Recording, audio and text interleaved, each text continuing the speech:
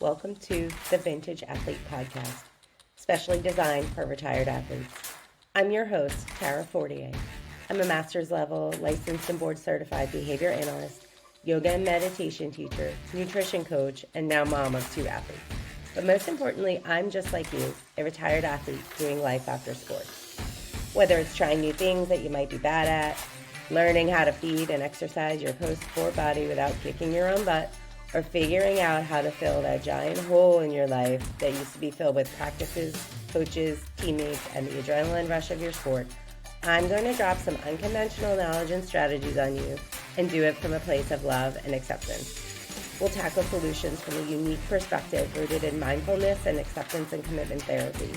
If you're a retired athlete looking to create a fulfilling and empowered life beyond your sport, this show is for you.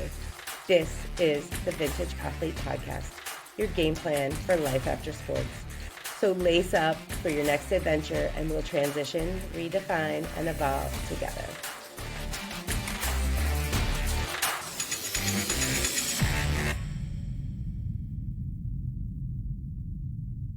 Hello, everybody. Thank you for tuning in to another episode of the Vintage Athlete Podcast. I'm so excited that you're here today and that you tuned in to listen. Today's episode is going to be a little bit of tough love. Just want to put some things out there and put them out there in a way that maybe is a little bit blunt, but I think it needs to be heard. And I needed to hear it back in the day, and nobody said it to me, so I'm saying it to you now. So today's episode is about not living every moment of your life as if you're trying to pursue a PR or a personal record, right? So as an athlete, were you always in pursuit of a PR or a personal record? And when you did hit a PR, did you feel that incredible sense of accomplishment? Athletes are often highly motivated to strive for personal records in sports. It means you are the best that you can possibly be right now. And even if there are other athletes better than you, beating your personal best is still a win. It feels good, right? And aiming for PRs in sports clearly has its benefits. It provides motivation to keep working hard, to refine your technique, to reach the next level, just to name a few.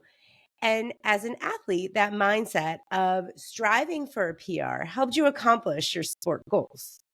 So keeping this mindset in sports retirement should benefit you in your life after sports, right? Well, maybe not. And I want to spend this episode telling you why that's the case.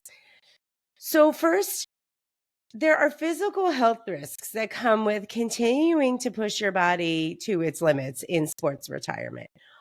When the physical need to do so is no longer there. It might make you feel good in the moment to PR, even if you are no longer competing, but you are putting that continued wear and tear on your body that can have long-term consequences.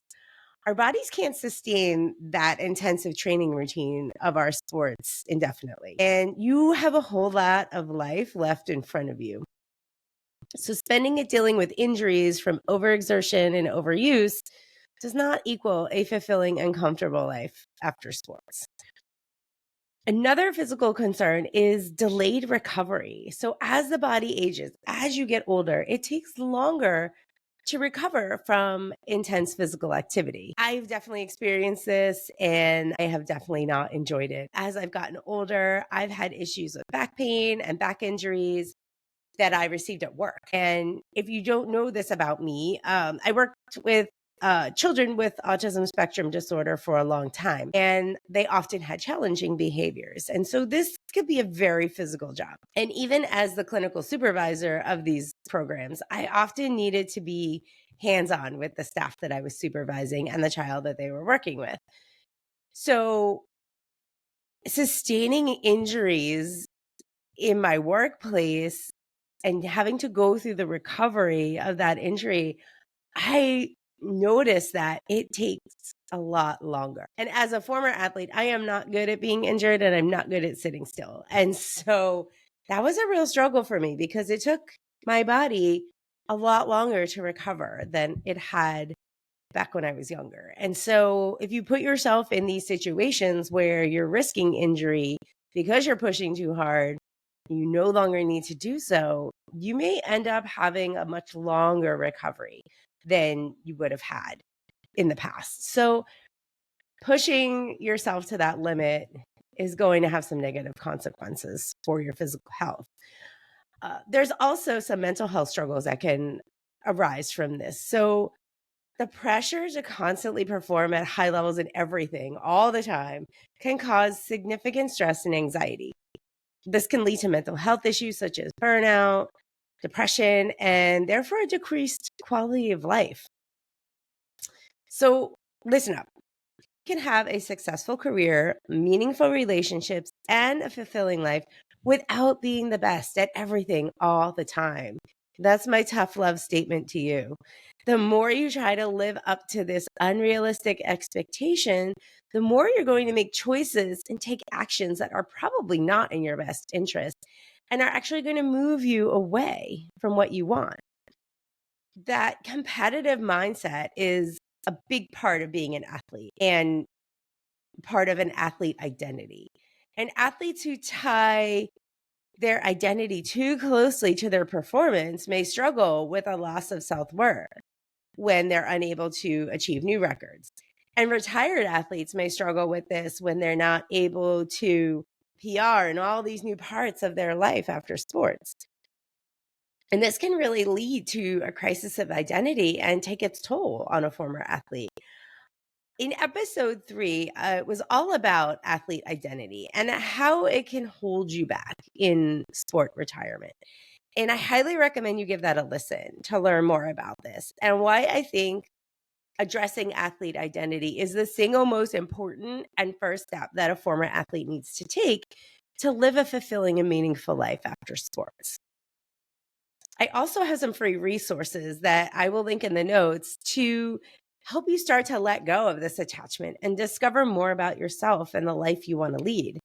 The first one is a meditation practice specifically focused on letting go of your athlete identity. The other is a free 3-day experience called the Vintage Athlete Awakening that will lead you through practices that help you find balance in your life after sports. They're both free, so go check them out, and I would love to know what you think. So, another area of life that can be negatively impacted by going 110% all the time is your relationships and your social environment. The single minded focus on achieving new records or goals can strain personal relationships. It can be difficult to be around somebody who is constantly focused on a future achievement or competing against someone or something and that can't focus on the moment and the experience in front of them. The people in your life may not want to feel like they're always in a competition or constantly having to be your cheerleader from the sidelines. And spending virtually all of your time and energy on future achievement can detract from time spent with family and friends, leading to feelings of isolation and loneliness. It can also negatively impact the relationships you have with the people that are important to you. So if you're skipping out on invites and events with people that you care about, you may also be missing out on opportunities that can bring you joy and fulfillment and bring other important relationships into your life. So those are just some of the areas that could be negatively impacted by continuing to live your life in pursuit of PRs and going at 110% all the time. Now, you may be saying to yourself, why are you suggesting that I be a bump on a log and just let life pass me by? Well, first of all, we know that's probably not even possible for a former athlete. And after years of major time management, of a busy training schedule, and the rest of your life, you're probably not used to stopping and smelling the roses. But it's nice to do that sometimes. And it's nice to do that without needing to be the best or the fastest or the most accurate rose smeller that there ever was. So I'm not saying that former athletes shouldn't be focused and motivated to achieve in their life after sports. What I am saying is that operating at 110% all the time to beat your former self like you did as an athlete is not going to serve you well as a long term mindset and strategy outside of sports. Sure, be motivated, have goals, and work toward them, but take the intensity down a few notches.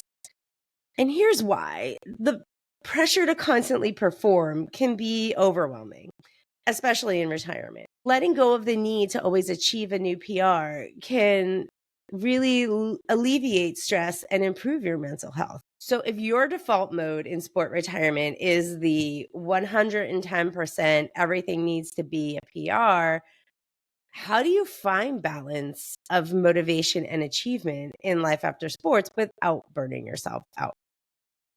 So, as always, on the Vintage Athlete podcast, I'm going to bring up some struggles, but I'm also going to give you some real strategies to help deal with some of these things that can negatively impact you. So, one of the first steps is to redefine what success means in life after sports.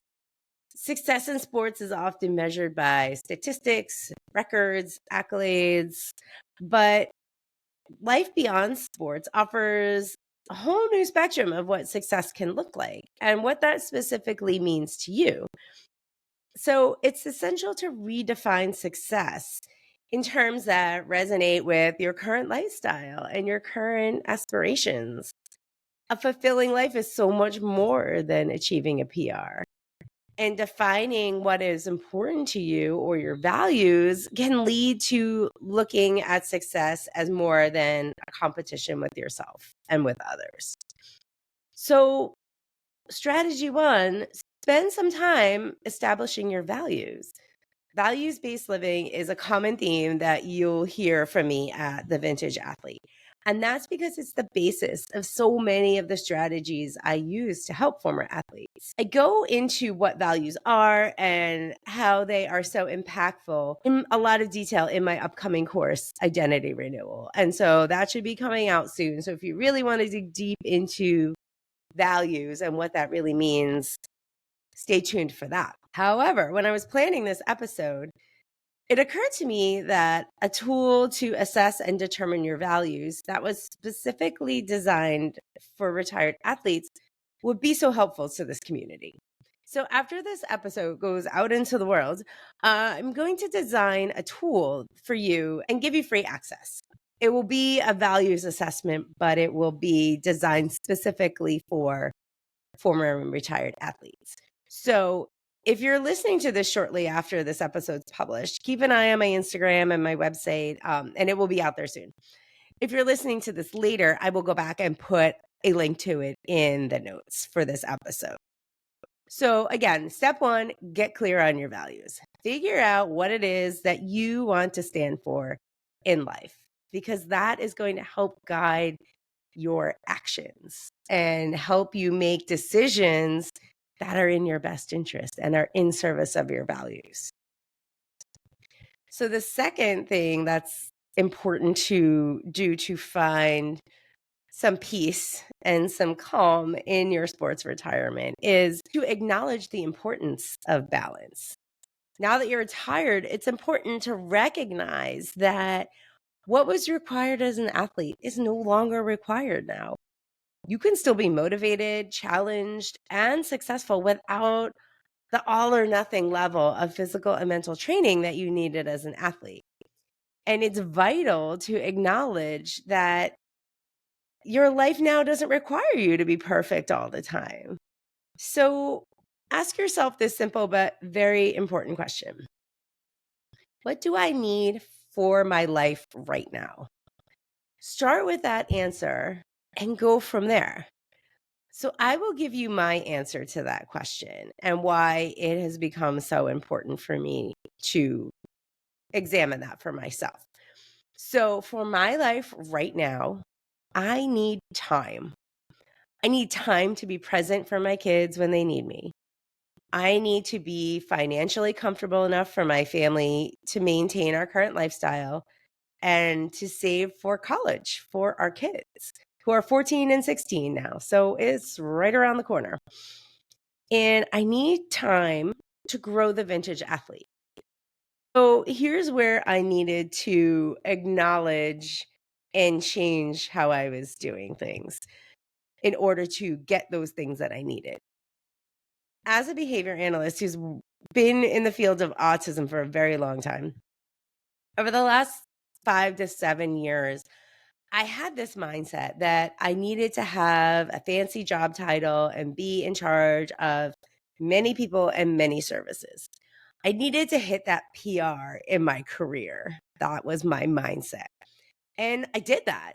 I was the clinical director in a few different companies. And it turns out that I don't enjoy it at all. But the 110% part of me said that I had to because I had been in the field a long time and I'm an expert. And it only makes sense that I have a high ranking job in the chain of command.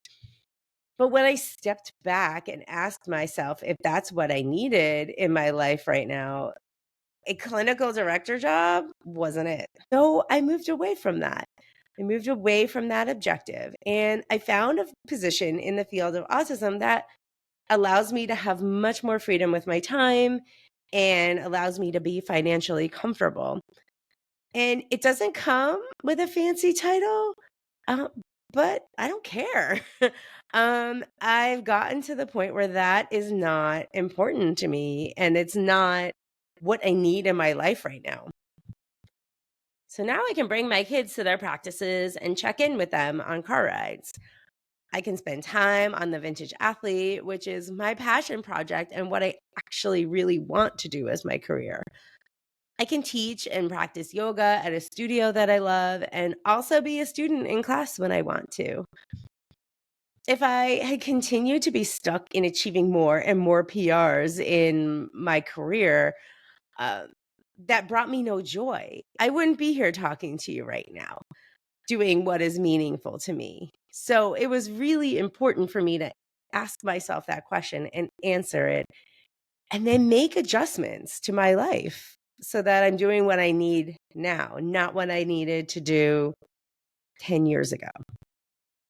So ask yourself that question and then know that you can be healthy, strong, and physically fit without working your body to peak performance level that leaves you in pain and with injuries. You can be successful in your career and receive recognition without working 80-hour weeks and competing with your coworkers instead of collaborating with them. You can go on a run with a friend on a beautiful day without having to average a 5-minute mile. You can allow yourself to feel emotions that may negatively impact your physical abilities that day because that's okay. And if that's what you need to do for your life right now, then give yourself permission to do that. The third strategy that I want to give you today is to practice and live present moment awareness. So, learning how to be present in the moment, in the now, accepting who you are and how you are right here, right now, helps keep you from getting stuck in all the thoughts and rules about what you have to do in the future and all the negative thoughts that you may have about not doing it. So learn and practice how to stop and smell the roses. Notice their beauty and their fragrance. This practice, otherwise known as mindfulness, has been shown in studies to improve many aspects of life, such as decreasing stress and anxiety, pain management, and improving focus, just to name a few. And I think the benefits of mindfulness are even more profound for former athletes. So if you want to know more about mindfulness and how it can have a positive impact on your life, you can read the blog post that I wrote about it, which I'll also link in the notes. And I go into why it's such an important practice and how it can help you with these very specific needs that former athletes have. The last strategy I want to give you is to listen to your body. As an athlete, your achievements were rooted in your physical skills. And maintaining physical fitness and physical health is important, especially to a former athlete. But it doesn't require the same intensity as your athletic training. Staying active through more moderate and reasonable exercise, like walking or swimming or yoga or hiking or any of these other beautiful forms of movement, can keep you healthy without the risk of burnout or injury. The goal is to really enjoy movement and to keep your body in good shape rather than to strive for peak performance. Like I said before, you've got a whole lot of life ahead of you. And if your body is beat up and burnt out and you are constantly dealing with injuries and long-term issues, it's going to be that much harder to live a fulfilling and meaningful life. As a retired athlete, it's crucial that you listen to your body and respect its limits. Aging naturally brings changes, and adjusting your physical activities to match your current capabilities and your current physical state is essential. It's not an easy pill to swallow, but it's so important to adjust what you're doing because your life is different now. And this approach is going to help prevent injuries and really help you promote long-term well-being for yourself. So it is critical that you adapt your fitness routine to a more self-aware and self-compassionate approach. So if you want a step-by-step guide on how to do this, I also have a free resource for that to share with you. The Vintage Athlete Fitness Guide will take you through the process of figuring out how you can maintain your fitness without kicking your own ass. Because let's be real, a lot of us did that, right? We thought, oh, I've got to maintain all of these, physical achievements. And really, you're going to pay the price by trying to do that. And so it's really important that you figure out a way to adjust. So I will also put that guide in the notes so that you can access that as well. So to recap, the strategies that you can use to move away from that need to make everything a PR include: one, redefining success in your life after sports and what that means, acknowledging the importance of that balance, practicing and living present moment awareness, and listening to your body. So I hope you heard something today that resonated with you, and I hope that you can take action on it if you're stuck in that everything needs to be a PR mentality. And remember, you can still be motivated to achieve great things without losing sight of all the other amazing things in your life. You worked so hard to be your best at your sport. And now it's okay to see and do things differently because life no longer requires you to go 110% all of the time. So give yourself a break. Be kind to yourself. Be present with what is around you. Figure out what you want to stand for in life and then take actions to get it. And chances are those actions don't need to burn you out. So thank you so much for listening today. I am so excited that you continue to go on this journey with me. And if you would take a moment to subscribe or follow and leave a comment for this podcast, I would truly appreciate it. And if you want to just get to know me a little bit better, please feel free to follow me on Instagram. It's vintage.athlete. And you can always check out my website at vintageathlete.org for any new things that are coming your way. So keep an eye out for that values assessment. I'm excited to create it for you. And until then, keep evolving. You have officially crossed the finish line of this episode of the Vintage Athlete Podcast. Congrats. I hope you're feeling empowered to live your best life after sports. And remember, you are not alone in this journey. If you enjoyed today's episode, please subscribe, rate, and leave a review. Your feedback not only helps improve this podcast, but also helps other retired athletes find our community. Stay connected with me on Instagram at vintage.athlete for daily tips, inspiring stories, and to share your own experiences. I'd love to hear from you. Thank you for being a part of the Vintage Athlete team.